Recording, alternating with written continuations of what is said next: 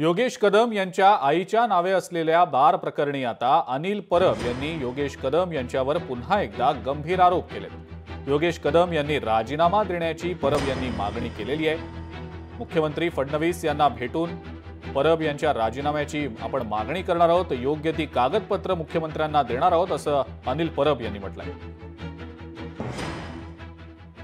ते म्हणतात ना, माझ्या आईची बदनामी करतायत, माझ्या आईची बदनामी करतायत। अरे लाज वाटायला पाहिजे की आपल्या बायकोच्या नावाने असे प्रकारचे बार उघडून तिकडे मुली नाचवायला शरम वाटली पाहिजे महाराष्ट्राला। महाराष्ट्राची मान खाली घातली तुम्ही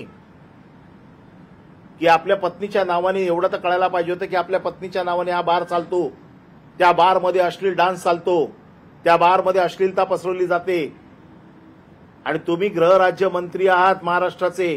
तुमच्या आईच्या नावाने आज तुमच्या आईच्या नावाला बट्टा लागला, तुम्हाला लाज वाटते ना? मग अशी कृत्य करता कशाला? त्यामुळे माझं मत असं आहे की मुख्यमंत्र्यांनी यांचा राजीनामा घ्यावा। लोकशाही मराठी ऐका, पहा, जागरूक रहा।